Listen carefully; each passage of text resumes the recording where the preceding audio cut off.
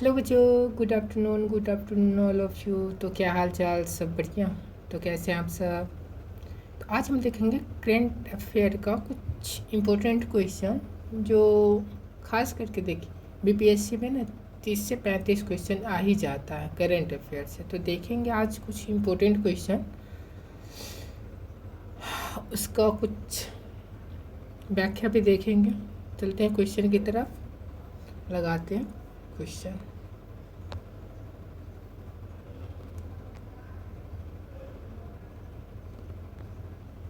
जो स्टार्टिंग में 8 से 10 क्वेश्चन मतलब इस तरीक़ा से है, इसका ना आपको एमसीक्यू टाइप में लास्ट में मिलेगा। तो आप सब याद रखिएगा, क्या पढ़े हैं तो एमसीक्यू आएगा तो उसका आंसर देना है आपको। तो बताएंगे ही हम, अगर आपको भी मतलब कम से कम यहाँ से पढ़ के वहाँ पे पता तो होना चाहिए। इसका एमसीक्यू बनाएंगे तो उससे रिलेटेड क्वेश्चन कैसा आएगा उससे याद रखना है, ठीक। पहला चलते हैं, उस्ताद बिस्मिल्लाह खां युवा पुरस्कार 2025। क्या? उस्ताद बिस्मिल्लाह खां 2025 क्या 2025, जिससे अहमदाबाद के प्रसिद्ध हवेली संगीत विद्वान आचार्य श्री रणछोड़ लाल जी गोस्वामी को, क्या? श्री रणछोड़ लाल गोस्वामी को, किसको? रणछोड़ लाल गोस्वामी को पुष्टि मार्ग हवेली संगीत परंपरा के लिए सम्मानित किया गया था। किसके लिए सम्मानित किया गया था? पुष्टि मार्ग हवेली में संगीत परंपरा के लिए सम्मानित किया गया था। किसके लिए? संगीत परंपरा के लिए सम्मानित किया गया था। इससे क्वेश्चन आएगा आगे, तो आप याद रखिएगा। उस्ताद बिस्मिल्लाह खां युवा पुरस्कार 2025 से अहमदाबाद के प्रसिद्ध हवेली संगीत विद्वान आचार्य श्री रणछोड़ लाल जी गोस्वामी को पुष्टि मार्ग हवेली संगीत परंपरा के लिए सम्मानित किया गया था, ठीक। चलते हैं नेक्स्ट तरफ। ये रहा अमेरिका न्याय विभाग। कौन? तो ए अमेरिका का न्याय विभाग डीओजे और संघीय जांच ब्यूरो एफबीआई। कौन? एफबीआई संघीय जांच ब्यूरो एफबीआई ने कनाडा और यूरोप की सुरक्षा एजेंसी के साथ मिलकर लॉरेंस बिश्नोई और अन्य अंतर्राष्ट्रीय अपराध नेटवर्क के विरुद्ध ऑपरेशन हार्डबॉल, क्या? ऑपरेशन हार्डबॉल। कौन सा ऑपरेशन हार्डबॉल चलाया? किसके विरुद्ध? तो लॉरेंस बिश्नोई और अंतर्राष्ट्रीय अपराध नेटवर्क। किसके विरुद्ध? तो लॉरेंस बिश्नोई अंतर्राष्ट्रीय अपराध नेटवर्क के विरुद्ध, ठीक। तो इसको याद रखना है। कौन चलाया है? तो अमेरिकी न्याय विभाग और संघीय जांच ब्यूरो। कौन चलाया है? तो अमेरिका न्याय विभाग और संघीय जांच ब्यूरो, ठीक। तो याद रखिएगा। उत्तर प्रदेश सरकार ने मुख्यमंत्री शिक्षा कौशलेश चिकित्सा योजना शुरू की। क्या की? उत्तर प्रदेश सरकार मुख्यमंत्री शिक्षा कौशलेश चिकित्सा योजना शुरू की। कौन सा? तो मुख्यमंत्री कौशल चिकित्सा योजना शुरू की। कौन सा? मुख्यमंत्री कौशल सुरक्षा योजना शुरू की, याद रखिएगा। 17 वर्षीय अक्षय एस भारत के 98वें ग्रैंड मास्टर बने। कितने? कौन सा? 98वें ग्रैंड मास्टर बने। क्या नाम है इसका? आप सब कमेंट करके बताना क्या नाम है। अक्षवत यस। क्या नाम है? अक्षवत यस। कितना वर्ष के हैं? तो 17 वर्ष के हैं। इसके बारे में पूरी जानकारी पढ़ेंगे, कहाँ का है क्या सब, मतलब बाद में इसकी ना पूरी एमसीक्यू बनाएंगे तो पूरी डिटेल पढ़ेंगे। चलते हैं नेक्स्ट तरफ। 2025 में प्रत्यक्ष विदेशी निवेश, क्या? 2025 में प्रत्यक्ष विदेशी निवेश प्रवाह के मामले में भारत को वैश्विक स्तर पर 11वां स्थान प्राप्त हुआ। क्या हुआ? 11वां स्थान प्राप्त हुआ है। किस चीज़ में? तो 2025 में प्रत्यक्ष विदेशी निवेश एफडीआई में। किस में? एफडीआई में, विदेशी प्रत्यक्ष विदेशी निवेश में प्रभाव के मामले में भारत का वैश्विक स्तर क्या है? भारत का वैश्विक स्तर 11वां है। क्या है? 11वां है। पूर्व भारतीय कप्तान कौन? पूर्व भारतीय कप्तान सौरव गांगुली। कौन सा? सौरव गांगुली को आईसीसी हॉल ऑफ फेम में शामिल किया गया। किसमें शामिल किया गया? तो आईसीसी हॉल ऑफ फेम में। किसमें? आईसीसी हॉल ऑफ फेम में शामिल किया गया। इसके साथ ही वह एक प्रतिष्ठित सम्मान पाने वाले बाढ़ में भारतीय क्रिकेटर बन गए। कौन सा? तो बाढ़ में। कौन सा? तो बाढ़ में भारतीय क्रिकेटर बन गया। नेक्स्ट, संयुक्त राष्ट्र यूएन के global dialogue on AI governance का उद्घाटन सत्र 6 और 7 जुलाई 2026 को जिनेवा स्विट्जरलैंड में आयोजित किया गया। किस चीज़ का आयोजित किया गया था? तो global dialogue on AI governance. क्या है? Global dialogue on AI government का उद्घाटन कब हुआ था? तो 6 और 7 जुलाई 2026 को। कब हुआ था? 6 और 7 जुलाई 2026 को। कहाँ हुआ था? तो ये जिनेवा में हुआ था। कहाँ हुआ था? जिनेवा में हुआ था। जिनेवा कहाँ पड़ता है? तो स्विट्जरलैंड में। कहाँ? स्विट्जरलैंड में। चलते हैं नेक्स्ट तरफ। कल की सुर्खियों का रिवीजन।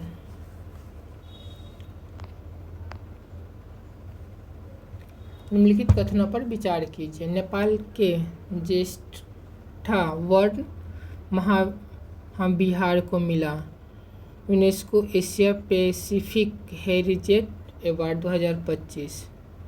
ज्येष्ठ वर्ण महावीर को ज्येष्ठावही भी कहा जाता है। इसमें क्या सही होगा? केवल एक, केवल दो, एक और दो, न तो एक न ही दो। तो क्या होगा इसमें? एक और दो दोनों। एक और दो दोनों। नेपाल के ज्येष्ठा वर्ण महावीर को मिला UNESCO Asia Pacific heritage award 2025। ज्येष्ठा वर्ण महावीर को ज्येष्ठावही भी कहा जाता है। चलते इसके बारे में जानते हैं। UNESCO Asia Pacific heritage award क्या है? यूनेस्को एशिया हेरिटेज अवार्ड प्राप्तकर्ता कौन है? ज्येष्ठा वर्ण बिहार नेपाल के ललितपुर में स्थित है। कहाँ है? नेपाल के ललितपुर में स्थित है। कहाँ है? नेपाल के ललितपुर में स्थित है। 17वीं शताब्दी का बौद्ध मठ 2015 में गोरखा भूकंप में क्षतिग्रस्त स्थान राजा सिद्धिमल द्वारा 1630 में। नेपाल राजधानी काठमांडू। नेपाल का राजधानी कहाँ है? काठमांडू है। Currency Nepalese rupees. PM Balendra Shah. कौन है अभी पीएम नेपाल का? तो बालेंद्र शाह। नेपाल से भारत के 5 राज्य लगता है। कौन कौन सा राज्य लगता है? तो उत्तराखंड, उत्तर प्रदेश, बिहार, पश्चिम बंगाल, सिक्किम। कौन कौन सा राज्य लगता है? तो उत्तराखंड, उत्तर प्रदेश, बिहार, पश्चिम बंगाल, सिक्किम। नेपाल से उत्तर प्रदेश के 7 जिले लगते हैं। कौन कौन से? पीलीभीत, लखीमपुर खीरी, बहराइच, श्रावस्ती, बलरामपुर, सिद्धार्थनगर, महाराजागंज। कौन कौन सा? तो 7 राज्य लगते हैं। 7 जिले लगते हैं नेपाल से। कहाँ का? तो उत्तर प्रदेश का 7 जिले लगते हैं। चलते हैं नेक्स्ट। निम्नलिखित कथनों पर विचार कीजिए। ऑक्सफोर्ड इंग्लिश डिक्शनरी में अल्पना, निहारी, डिश और मुगल युग का नाजिम शब्द शामिल किया गया है। नहरी शब्द फारसी भाषा का शब्द है। उपयुक्त कथन में से कौन सा सही है, कौन सा गलत है? तो केवल एक सही है, केवल दो सही है, केवल एक दो सही है, इनमें से कोई नहीं। तो क्या होगा?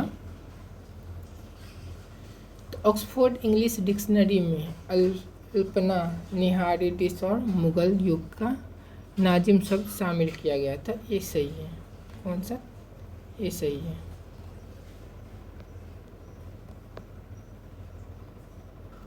ये सही है, दूसरा गलत है।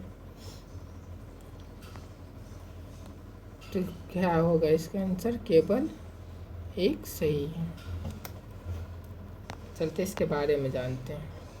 ऑक्सफोर्ड डिक्शनरी द्वारा 3 नए शब्द को शामिल कीजिए। ऑक्सफोर्ड डिक्शनरी द्वारा 3 नए शब्द को शामिल कीजिए। 3 शब्द। अल्पना, बंगाल के एक लोक कला दीवारों का चित्र है। क्या है? बंगाल के एक लोक कला है जो दीवारों पर किया जाता है। क्या है? एक लोक कला है। निहारी, अरबी शब्द, मुगल काल का एक प्रकार का डिश है। निहारी क्या है? एक अरबी शब्द है, मुगल काल का एक प्रकार का क्या है? तो एक डिश है। नाजिम, मुगल काल क्षेत्र के गवर्नर को। ऑक्सफोर्ड डिक्शनरी, इसका स्थापना कब हुआ था? तो 1857 में लंदन को फिलोलॉजिकल सोसाइटी द्वारा। कब हुआ था इसका स्थापना? 1857 में लंदन को फिलोलॉजिकल सोसाइटी द्वारा। कब हुआ था? पहला खंड कब हुआ था इसका? पहला खंड 1884 में प्रकाशित हुआ था। कब प्रकाशित हुआ था? तो 1884 में प्रकाशित हुआ था। चलते तीसरा क्वेश्चन की तरफ। निम्नलिखित कथनों पर विचार कीजिए। भारत में थाईलैंड में U15 U20 Asia wrestling champion 2026 में 41वां पदक जीते हैं।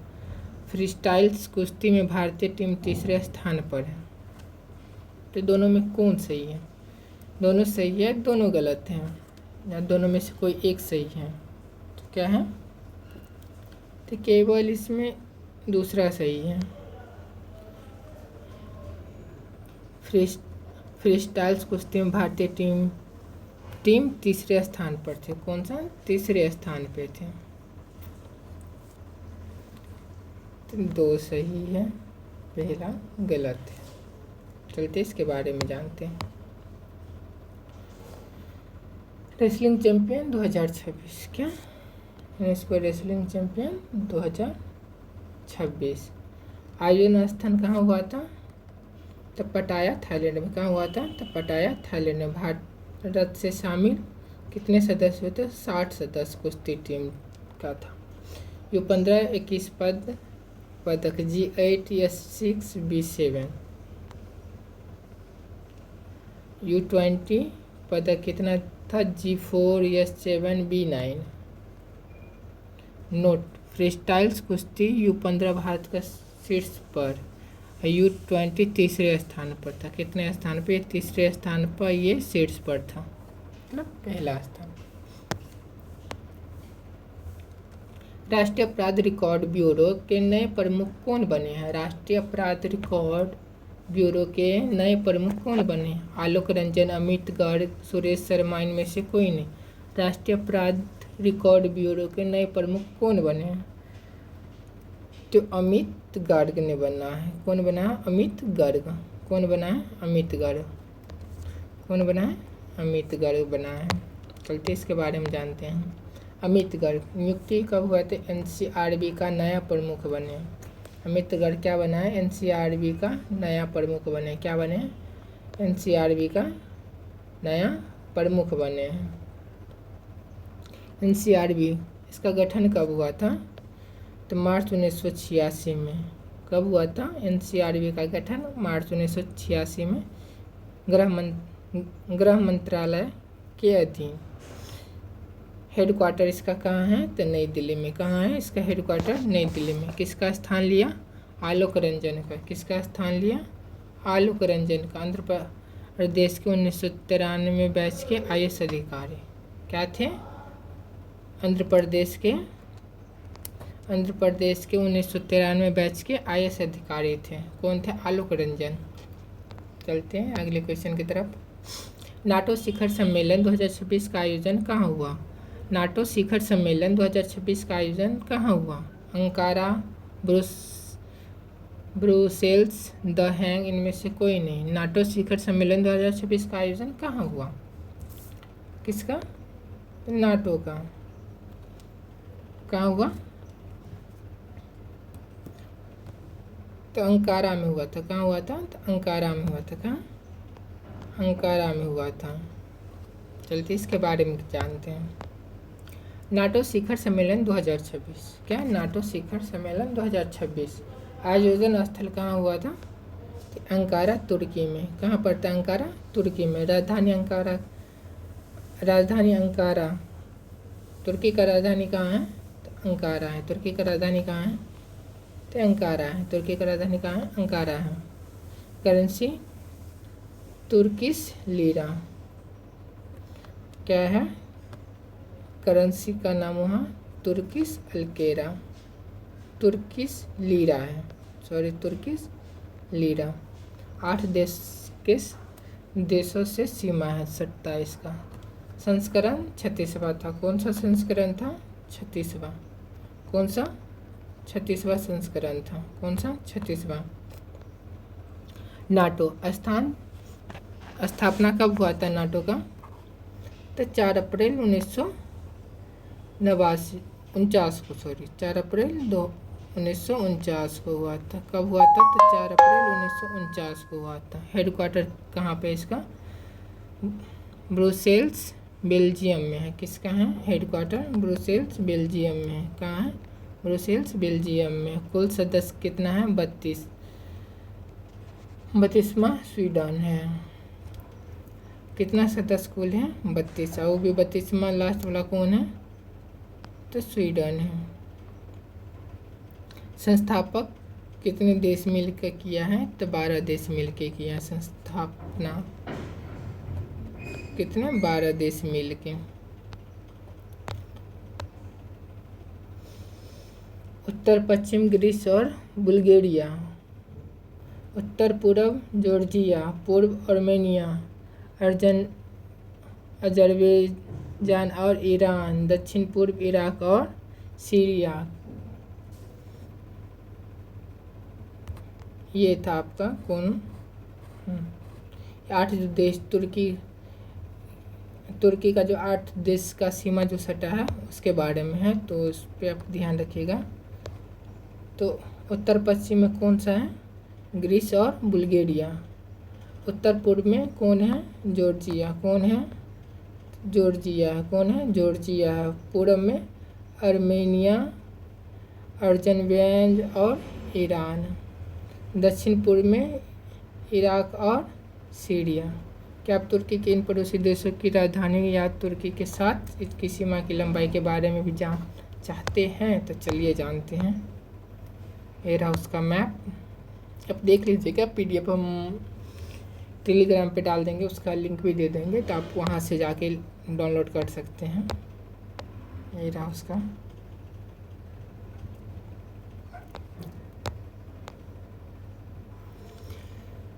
ये आ गया आपका 6ठा क्वेश्चन। जुलैंग 3 नामक परमाणु मिसाइल का परीक्षण किस देश के द्वारा किया गया है? जुलैंग 3 तो नाम से ही पता चलता होगा कि कहाँ का होगा। जुलैंग 3 नामक परमाणु मिसाइल का परीक्षण किस देश द्वारा किया गया था? भारत, रूस, चीन, जापान। किसके द्वारा किया गया था? ये चीन के द्वारा। पता ही चलता है, नाम से ही पता चलता है कि किनका मिसाइल का नाम होगा।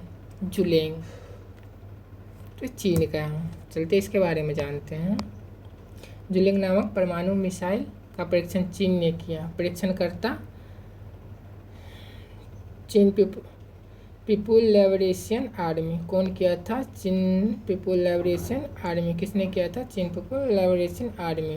परीक्षण किया गया परमाणु पनडुब्बी से। किस चीज़ से परीक्षण किया गया था? परमाणु पनडुब्बी से। मारक क्षमता कितना है? 800 से 1000 किलोमीटर। कितना है? 800 से 1000 किलोमीटर। किस तकनीकी के लेंस का उपयोग करता है? तो MIRV तकनीकी से लेस है। किससे लेस है? MIRV तकनीक से लेस हैं। किससे लेस है? MRV तकनीक से लेस है।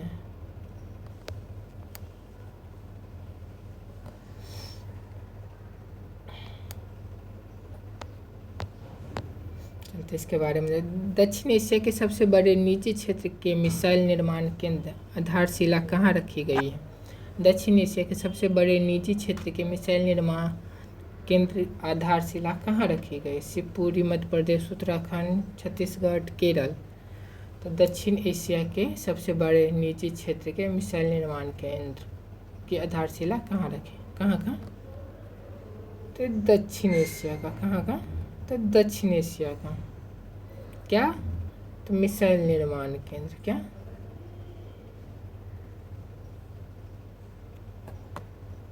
क्या है? तो मिसाइल निर्माण केंद्र।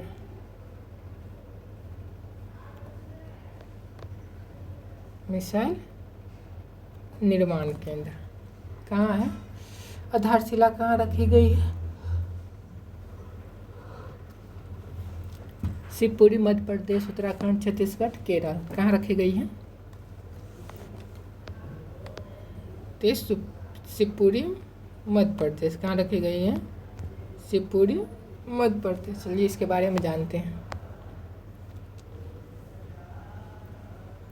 इस दक्षिण एशिया के सबसे बड़े निजी क्षेत्र के मिसाइल निर्माण केंद्रकर्ता की आधारशिला रखी गई है। क्या आधारशिला रखी गई है?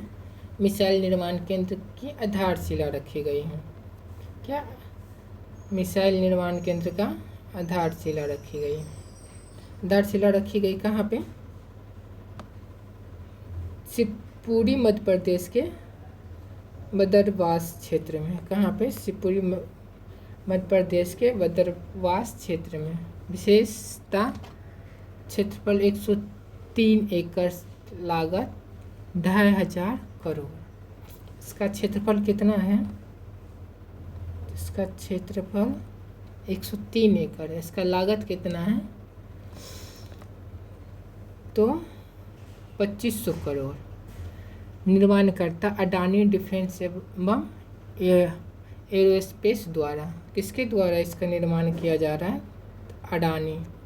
अडानी डिफेंस एवं एरोस्पेस द्वारा। शामिल थे ज्योतिरादित्य संघीय केंद्रीय मंत्री एवं मोहन यादव CS। तो ये सब इसमें कौन सब शामिल थे?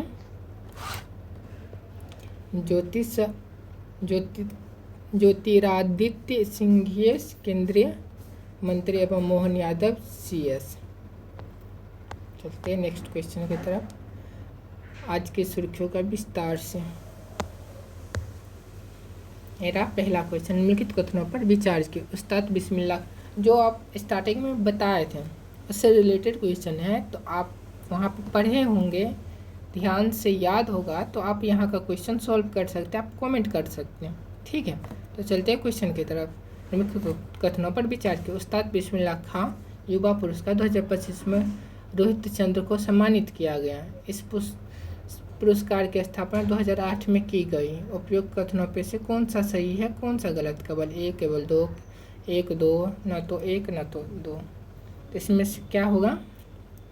उस्ताद बिस्मिल्लाह खां युवा पुरस्कार 2025 में रोहिणी चंद्र को सम्मानित किया गया था। नहीं, ये भी गलत है। इस पुरस्कार की स्थापना 2008 में की गई थी, ये भी गलत है। तो इसमें आंसर क्या हो जाएगा? न तो एक न तो दो, डी, दोनों गलत है। चलते इसके बारे में जानते हैं। संगीत नाटक अकादमी द्वारा 2025 के लिए घोषित उस्ताद बिस्मिल्लाह खां युवा पुरस्कार 2025 में अहमदाबाद के प्रसिद्ध हवेली संगीत विद्वान आचार्य श्री रणछोड़ लाल जी गोस्वामी को, किसको? श्री आचार्य श्री रणछोड़ लाल गोस्वामी को, किसको? आचार्य श्री रणछोड़ लाल जी गोस्वामी को पुष्टि मार्ग हवेली संगीत परंपरा के लिए सम्मानित किया गया है। इसके अलावा वर्ष 2024 और 25 के लिए कुल 106 युवा कलाकारों को इस पुरस्कार के लिए चुना गया है। कितने? 106 कितने? 106 युवा पुरस्कार कलाकारों को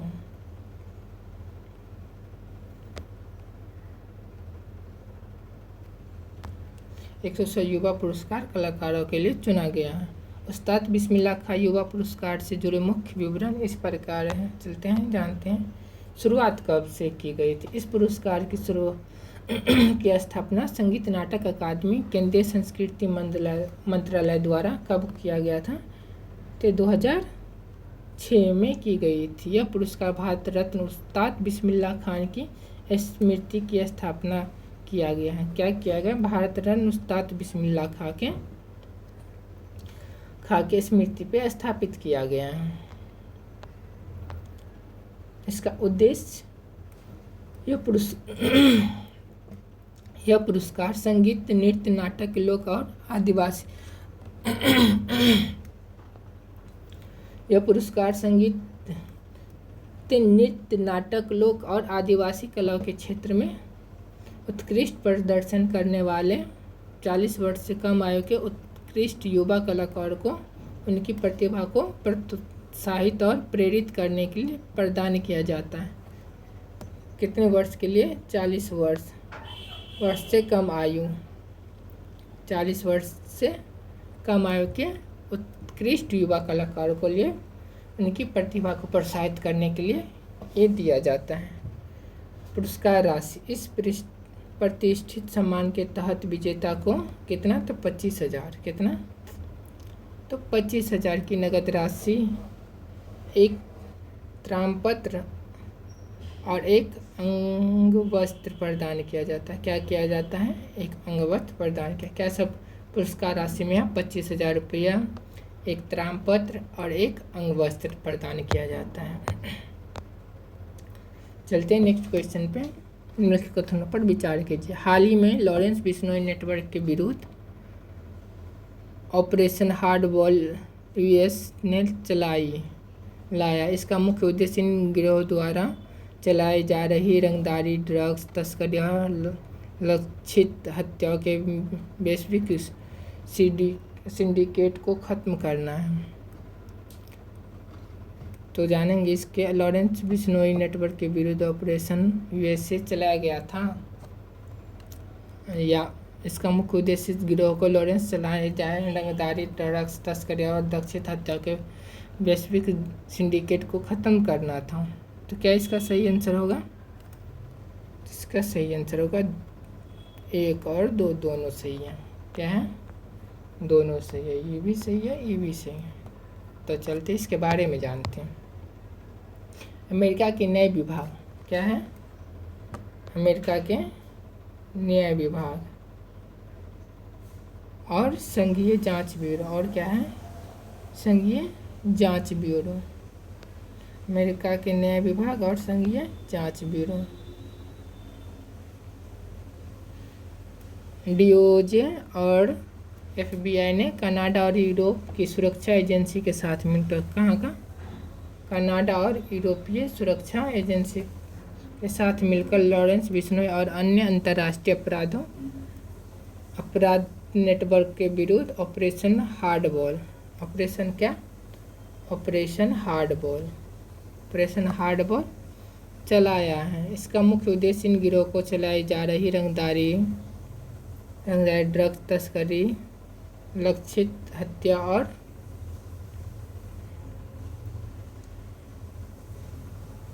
किलर वैश्विक सिंडिकेट को ख़त्म करना था। क्या है? सिंडिकेट वैश्वीकरण को ख़त्म करना था। ऑपरेशन हार्डबॉल से जुड़े मुख्य प्रमुख एजेंसी क्या है? एक प्रमुख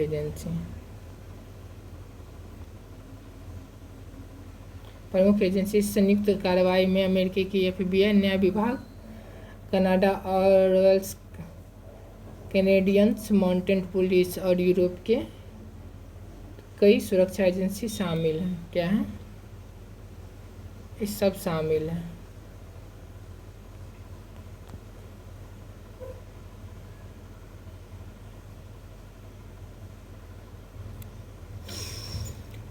निशाने पर कौन है? अमेरिकी जांच के निशाने पर भारत से जुड़े 3 प्रमुख संगठित अपराध गिरोह हैं। कौन है निशाने पे? तो लॉरेंस बिश्नोई और गोल्डी ब्राड गैंग। कौन सा है? लॉरेंस बिश्नोई और गोल्डी ब्राड गैंग, और जग्गू भगवानीपुरी सिंडिकेट। और कौन है? जग्गू भगवानीपुरी सिंडिकेट। लखबीर सिंह लांडा का नेटवर्क, बाबर खालसा। गिरफ्तारी और बरामदी, अमेरिकी, कनाडा और यूरोप में की गई छापेमारी के दौरान 24 संदिग्धों की गिरफ्तारी हुई। कितने?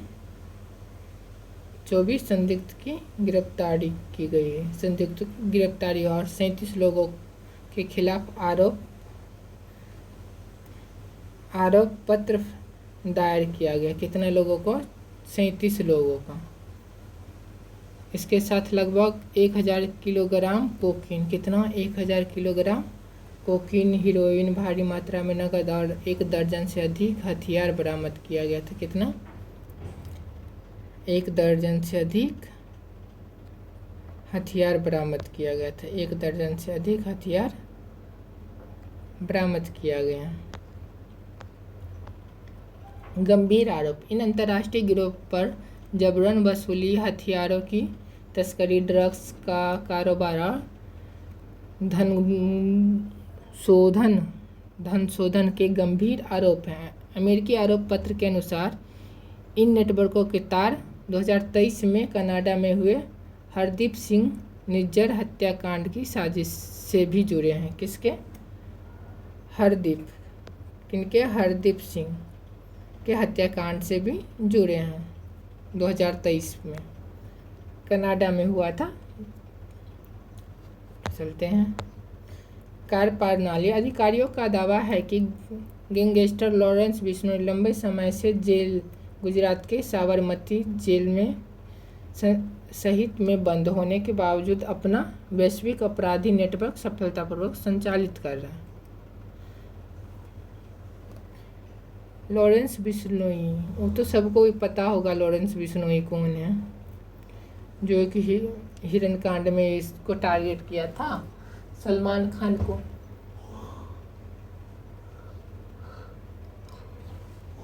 वो तो बहुत दिन से गुजरात के साबरमती जेल में बंद है। गुजरात के साबरमती जेल में बंद है। चलते हैं नेक्स्ट क्वेश्चन की तरफ। निम्नलिखित कथनों पर विचार कीजिए। हाल ही में शिक्षक के लिए गुरु दक्षिण कैशलेस मेडिकल योजना महाराष्ट्र के शुरू की गई है। इस पहल के तहत उत्तर प्रदेश सरकार बीमा प्रीमियम के भुगतान के लिए प्रतिवर्ष लगभग 447 करोड़ खर्च करेगी। तो क्या दोनों सही है या दोनों गलत है? दोनों में से कोई एक सही है। तो क्या इसका सही आंसर होगा? केवल एक सही है। दूसरा, पहल के तहत उत्तर प्रदेश सरकार बीमा प्रीमियम के भुगतान के लिए प्रतिवर्ष लगभग कितना? तो 447 करोड़ खर्च करेगी। चलिए इसके बारे में जानते हैं। उत्तर प्रदेश सरकार के मुख्यमंत्री शिक्षा कौशलेश चिकित्सा योजना शुरू की है। क्या शुरू की है? शिक्षक कौशलेश चिकित्सा योजना। क्या है?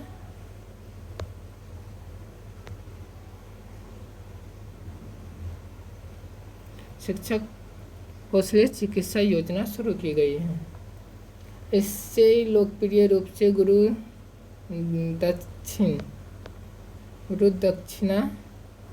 दक्षिणा के नाम से जाना जाता है। इससे क्या नाम से जाना जाता है? तो गुरु दक्षिणा के नाम से भी जाना जाता है। यह नाम माननीय मुख्यमंत्री योगी आदित्यनाथ द्वारा दिया गया। किसके द्वारा दिया गया है? माननीय मुख्यमंत्री हमारे योगी आदित्यनाथ द्वारा दिया गया।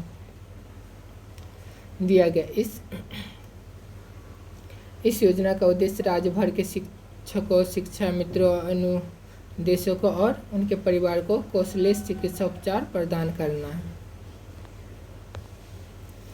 इस पहल के तहत उत्तर प्रदेश सरकार बीमा प्रीमियम के भुगतान के लिए प्रतिवर्ष कितना? तो 447 करोड़ खर्च करेगी। प्रतिवर्ष कितना खर्च करेगी? कितना खर्च करेगी? तो ये 447 करोड़ खर्च करेगी। कितना? 447 करोड़ खर्च करेगी। इससे यह सुरक्षित होगा कि शिक्षक वित्तीय तनाव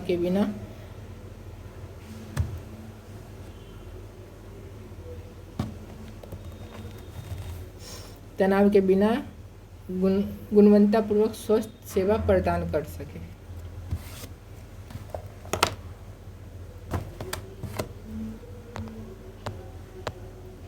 उत्तर प्रदेश की गुरु दक्षिणा कौशलेश मेडिकल स्कीम क्या है? उत्तर प्रदेश की गुरु दक्षिणा कौशलेश मेडिकल स्कीम क्या है? मुख्यमंत्री शिक्षा कौशलेश चिकित्सा योजना, राज्य द्वारा वित्त पोषित क्या है? राज्य द्वारा वित्त पोषित स्वास्थ्य बीमा पहल है। क्या है? राज्य द्वारा वित्त पोषित स्वास्थ्य बीमा पहल है, जो उत्तर प्रदेश राज्य के शिक्षकों शिक्षा कर्मचारियों को सूचीबद्ध अस्पतालों में भर्ती होने का लाभ प्रदान करेगी। क्या करेगी? लाभ प्रदान करेगी। माननीय मुख्यमंत्री योगी आदित्यनाथ ने कहा कि योजना सरकार की ओर से शिक्षा समुदाय को दी जाने वाली गुरु दक्षिणा है। क्या है? ये गुरु दक्षिणा है। टीचर सबको गुरु दक्षिणा दिया है का एक रूप है और भावी पीढ़ियों को आकार देने में उनसे योगदान का सम्मान करने का एक तारीख है। परिवार को स्वास्थ्य संबंधित चिंताओं को दूर करने सरकार को उम्मीद है कि शिक्षक पूरी तरह से शिक्षा में सुधार लाने का ध्यान केंद्रित कर सकेंगे। इतना तो समझ गए। चलते इसके बारे में। सरकार को सालाना कितना करोड़ का है? 447 करोड़ रुपए का प्रीमियम देना होगा। कितना का? 447 करोड़ रुपए का प्रीमियम देना होगा। इसका योजना का प्रमुख विशेषता में से यह है कि लाभार्थियों को बीमा प्रीमियम का भुगतान नहीं करना पड़ेगा। क्या करना पड़ेगा? बीमा प्रीमियम का भुगतान नहीं करना पड़ेगा।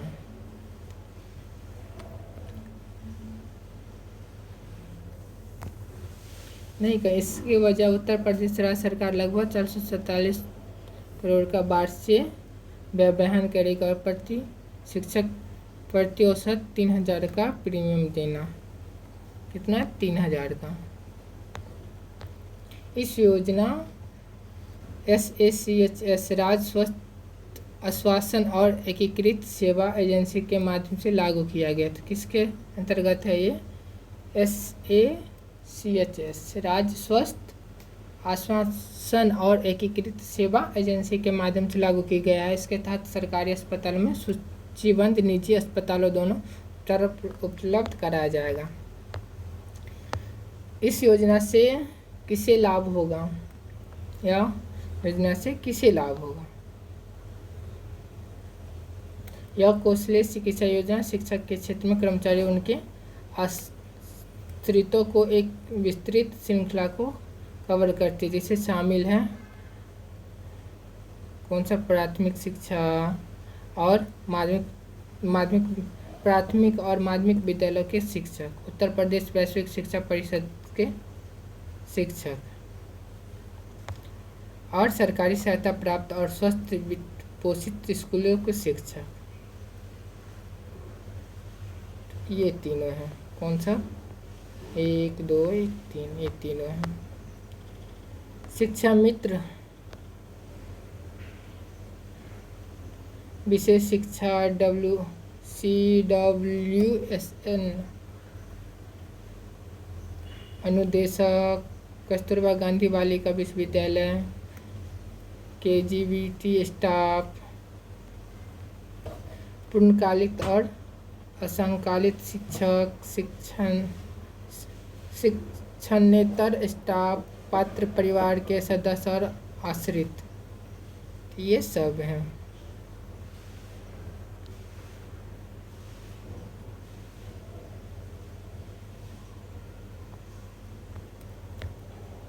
कुल मिलाकर लगभग 10 लाख शिक्षकों और शिक्षा कर्मचारियों को इस योजना का लाभ मिलने का उम्मीद है। कितना?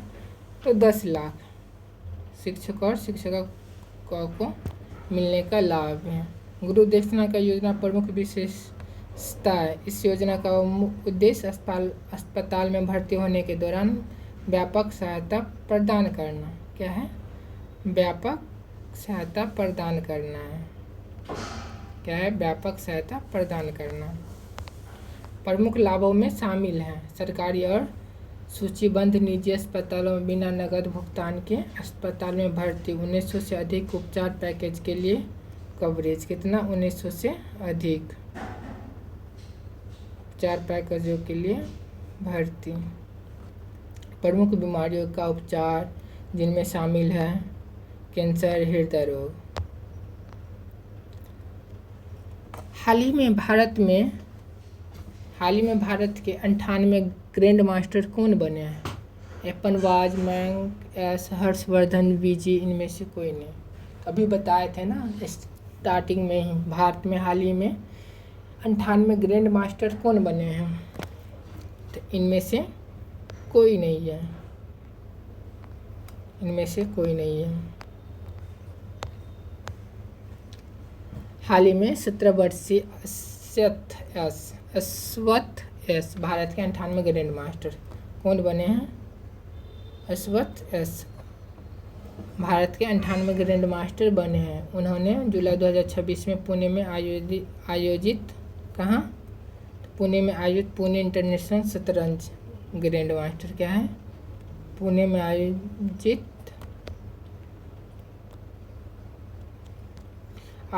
शतरंज ग्रैंड मास्टर टूर्नामेंट कौन सा? तो ग्रैंड मास्टर टूर्नामेंट अपना अंतिम नाम हासिल कर यह ऐतिहासिक उपलब्धि हासिल किया। क्या नाम है? अश्वथ एस के बारे में मुख्य विशेषता। कितने वर्ष का है? ये तो 17 वर्ष का है। कितने वर्ष का? 17 वर्ष का। 17 वर्ष का। कहाँ का है? तमिलनाडु का कन्याकुमारी का। तमिलनाडु में कन्याकुमारी का है। किस राज्य से है? तो तमिलनाडु से कन्याकुमारी। इसकी उपलब्धि जानते हैं।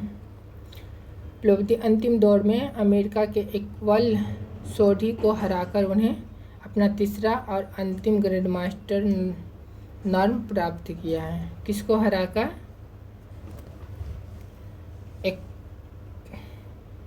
एक्लवई सोढ़ी को। किसको? एक्लवई सोढ़ी को हराकर उन्होंने अपना तीसरा और अंतिम ग्रैंड मास्टर नाम प्राप्त किया है।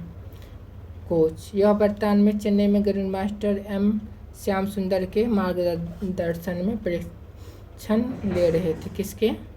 एम श्याम सुंदर के मार्गदर्शन में। किसके? एम श्याम सुंदर के मार्गदर्शन में अपना परीक्षण ले रहे थे। कहाँ पे? तो चेन्नई में। चेन्नई के ग्रैंड मास्टर थे। भारत में कुल ग्रैंड मास्टर अश्वथ एस की इस उपलब्धि के साथ भारत में अब कुल 94 शतरंज ग्रैंड मास्टर बन चुके। कितने? तो 94 शतरंज ग्रैंड मास्टर बन चुके हैं। प्रमुख भारतीय ग्रैंड मास्टर के नाम। चूँकि सभी ग्रैंड मास्टर के नाम की सूची बहुत लंबी है। 1998 में बने देश के पहले ग्रैंड मास्टर विश्वनाथ आनंद से लेकर अब तक यहाँ कुछ सबसे प्रमुख और हाल में बने ग्रैंड मास्टर के नाम दिए गए।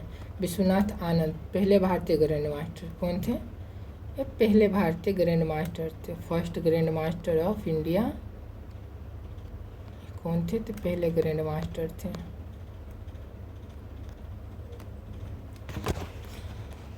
इसके बाद डी गुकेश, सेकेंड में डी गुकेश, आर प्रज्ञानंद 3 में।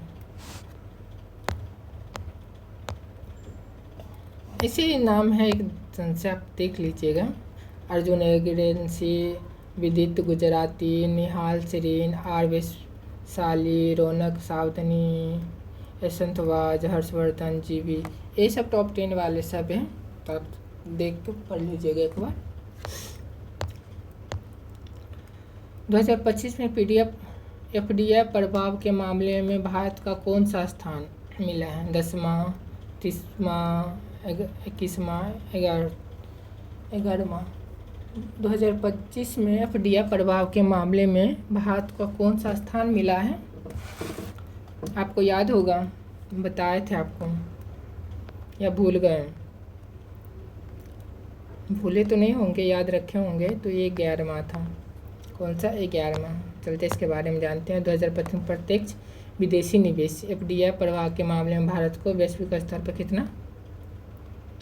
11वां स्थान प्राप्त हुआ। कितना? 11वां स्थान प्राप्त हुआ। संयुक्त राष्ट्र व्यापार एवं विकास सम्मेलन के वैश्विक निवेश रिपोर्ट के अनुसार 2025 में भारत में विदेशी निवेश 94% की भारी वृद्धि के बाद, कितना? 94% के भारी वृद्धि के बाद 39 अरब डॉलर तक पहुंच गए। कितना? 39 अरब डॉलर तक पहुंच गया। एफडीआई क्या है? विशेष प्रत्यक्ष निवेश। यह ऐसी निवेश प्रक्रिया है जिसके तहत किसी एक देश की कंपनी या व्यापारी दूसरे देश में स्थित, क्या है? किसी एक देश की कंपनी, क्या है? किसी एक देश की कंपनी और व्यापारी दूसरे देश में स्थित व्यापारियों या व्यावसायिक प्रोजेक्ट में सीधा निवेश करते हैं, जिससे विदेशी निवेश का उस कंपनी के प्रबंध और संचालक में सीधा नियंत्रण का महत्व भूमिका है। एफडीआई की शुरुआत और अनुमति क्यों दी जाती है? विकास देशों के लिए एफडीआई बहुत महत्वपूर्ण होता है। इसके प्रमुख कारण निम्नलिखित हैं। पर्याप्त पूंजी की उपलब्धता, देश में बुनियादी ढांचे जैसे फैक्ट्री और बड़े प्रोजेक्ट के लिए विदेशी धन प्राप्त करना। फैक्ट्री और बड़े प्रोजेक्ट के लिए विदेशी धन प्राप्त करना। तकनीक और कौशल का हस्ताक्षरण, विदेशी कंपनियों के माध्यम से देश में आधुनिक तकनीकी और नई कार्य संस्कृति और बेहतर संबंध कौशल आते हैं। रोजगार के अवसर, नए उद्योग और कारखाना स्थापित होने के स्तर पर बड़े पैमाने पर रोजगार का सृजन होता है। क्या है? रोजगार का सृजन होता है। निर्यात को बढ़ावा, जब विदेशी कंपनियों के देश में उत्पाद करती है तो उससे वैश्विक स्तर पर देश के निर्यात में वृद्धि होता है। किसमें? देश के निर्यात में वृद्धि होता है। इस देश से देश सामान ले जाने में तो बहुतों को फायदा होता है। एफडीआई का पुरस्कार, एफडीआई प्राप्त करने वाले किसी देश के विश्व स्तर पर कोई सीधा पुरस्कार नहीं मिलता है। क्या नहीं मिलता है? सीधा पुरस्कार नहीं मिलता है। हालांकि अक्सर इस शब्द का प्रयोग एफडीआई आकर्षण के संदर्भ में होता है। किसके संदर्भ में? एफडीआई आकर्षण के संदर्भ में होता है। राज्य और संस्था का सम्मान, भारत सरकार उद्योग और अंतरिम व्यापार संवर्धन विभाग डीपीआईटी और विभिन्न व्यापारिक संस्था उन राज्य, क्षेत्र और परिवेश आर्थिक क्षेत्र को पुरस्कृत करती हैं जो अपने यहाँ सबसे अधिक विदेशी निवेश आकर्षित करने में सफल रहते हैं। क्या करते हैं? सबसे अधिक विदेशी निवेश आकर्षित करने में सफल रहते। उस उद्देश्य क्या है? इसका उद्देश्य क्या है? इसका उद्देश्य अन्य राज्य और एजेंसी को विदेशी निवेश के लिए बेहतर माहौल बनाने, नीतियाँ सरल करने की सुविधा विकसित करने के लिए प्रेरित करना होता है। छठा क्वेश्चन देखेंगे। आईसीसी हॉल ऑफ फेम में शामिल बारहवें क्रिकेटर कौन बने? Sourav Ganguly, Rahul Dravid, MS Dhoni, Virat Kohli. ICC hall of fame में शामिल 12वें क्रिकेटर कौन बने हैं? बताए थे, याद होगा आपको। कमेंट करके बताइए क्या है। क्वेश्चन बताओ या छोड़ दो? बता ही देता हूँ। सौरभ गांगुली। कौन था? सौरभ गांगुली। चलते इसके बारे में जानते। जुलाई 2026 में पूर्व भारतीय कप्तान सौरभ गांगुली को कब? 2026 जुलाई 2026 में पूर्व भारतीय कप्तान सौरभ गांगुली को, किसको? सौरभ गांगुली को आईसीसी हॉल ऑफ फेम से सम्मानित किया गया था। किससे सम्मानित किया गया? आईसीसी हॉल ऑफ फेम से सम्मानित किया गया है। इसके साथ ही वह प्रतिष्ठित सम्मान पाने वाले 42वें क्रिकेटर बन गए। कौन सा? तो 42वें क्रिकेटर बन गए। इन्होंने पहले 11 भारतीय दिग्गजों को यह सम्मान मिल चुका है। किस किस को मिला है? 11 भारतीय क्रिकेटर को ये सम्मान मिल चुका है। आईसीसी हॉल ऑफ फेम में शामिल 12 भारतीय क्रिकेटर। सौरव गांगुली से पहले 11 भारतीय क्रिकेटर को इस प्रतिष्ठित सूची में जगह मिली है। इसके नाम इस प्रकार है। चलिए इसके नाम के बारे में जानते हैं। पहला हो गया आपका सुनील गावस्कर। कब? तो 2009 टेस्ट क्रिकेट में 10,000 रन बनाने वाले विश्व के पहले खिलाड़ी। कितना रन बनाने वाले? 10,000 रन बनाने वाले विश्व के पहले खिलाड़ी बिशन सिंह बेदी 2009। कब? बिशन सिंह बेदी 2009। भारत के महान स्पिनर और पूर्व कप्तान कपिल देव 2009। 1983 में भारत को पहला वनडे वर्ल्ड कप जिताने वाले महान ऑलराउंडर अनिल कुंबले 2015। भारत की ओर से टेस्ट मैचों में सबसे ज़्यादा विकेट लेने वाले गेंदबाज।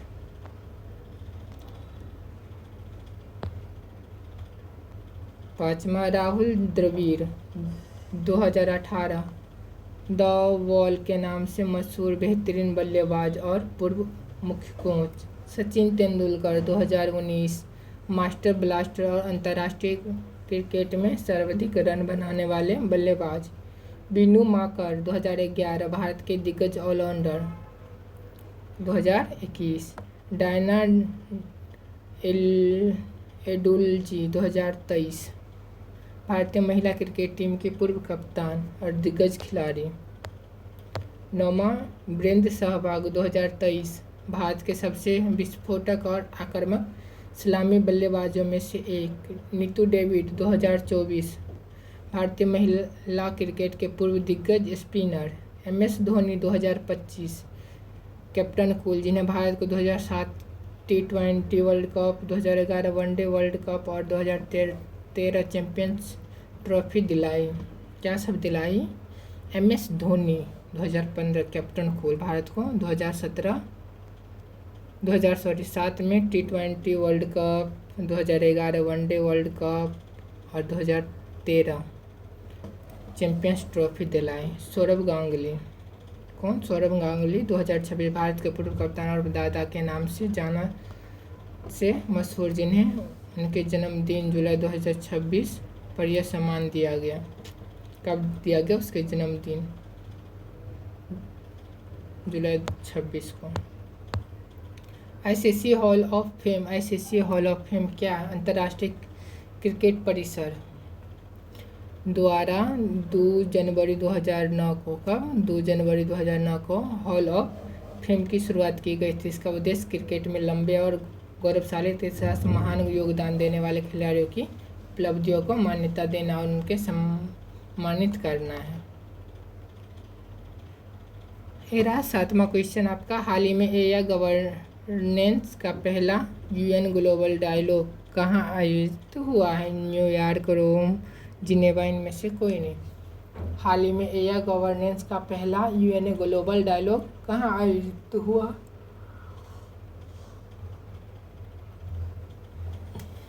आप लोग कमेंट करके बताओगे? याद है जो बताए थे? भूल गए होंगे। तो ये जिनेवा में है। कहाँ है? जिनेवा में है। चलते इसके बारे में जानते हैं। संयुक्त राष्ट्र के global dialogue on AI governor dialogue. कौन सा? ग्लोबल डायलॉग AI गवर्नर का उद्घाटन 6 से 7 जुलाई 2026 में हुआ। कब हुआ था? 6 से 7 जुलाई 2026 में हुआ। को कहाँ हुआ था? ये जिनेवा स्विट्जरलैंड में आयोजित कहाँ किया गया था? जिनेवा स्विट्जरलैंड में आयोजित किया गया था। इसका मुख्य उद्देश्य कृत्रिम बुद्धिमत्ता AI से सुरक्षित, न्यायसंगत और समावेशी विकास के लिए दुनिया के सभी देशों को समान मंच प्रदान करना। मुख्य विवरण क्या है? मुख्य विवरण। स्थान Palais des Nations International Conference Centre, Geneva, Switzerland. स्थान कहाँ पे है? Palais des Nations International Conference Centre, Geneva, Switzerland में। कहाँ है? जिनेवा, स्विट्जरलैंड में है। जिनेवा, स्विट्जरलैंड में है। उद्देश्य सुनिश्चित करता है कि एआई शासन व्यवस्था केवल तकनीकी रूप से उन्नत देशों से सीमित न रहे, बल्कि सभी 193 सदस्यों देशों, तकनीकी कंपनियों और नागरिकों समाज की प्राथमिकता को प्रतिबंधित करें। भारत की भागीदारी। भारतीय प्रतिनिधित्वमंडल का नेतृत्व केंद्रीय विदेश राज्य मंत्री कीर्ति वर्धन सिंह को मंत्री कीर्ति वर्धन सिंह, कौन सा कीर्ति वर्धन सिंह ने किया। भारतीय प्रतिनिधित्व का नेतृत्व कौन किया? केंद्रीय विदेश राज्य मंत्री कीर्ति वर्धन सिंह ने किया। भारत के एक सुरक्षित, भरोसेमंद और समावेशी एआई प्रणाली के विकास पर जोर दिया, जो विकासशील अर्थव्यवस्था की ज़रूरतों को पूरा कर सके। क्या कर सके? ज़रूरतों को पूरा कर सके। तो क्वेश्चन टोटल आपको 14 था, तो क्वेश्चन आज का समाप्त हुआ। ये सारा आपको PDF आपको unique GK GS classes Telegram पे मिल जाएगा। तो इसका लिंक हम डिस्क्रिप्शन में डाल देंगे, तो वहाँ से भी आप ज्वाइन कर सकते हैं, नहीं तो यहाँ से स्कैन करके भी आप ज्वाइन कर सकते हैं। PDF हम टेलीग्राम पे अपलोड कर देंगे। आप सबकी क्लास कैसा लगा तो कमेंट करके आप बता सकते हैं। थैंक यू आप सब मेरा इतना साथ देने के लिए, लास्ट तक बने रहने के लिए। आपका दिन शुभ हो। Thank you.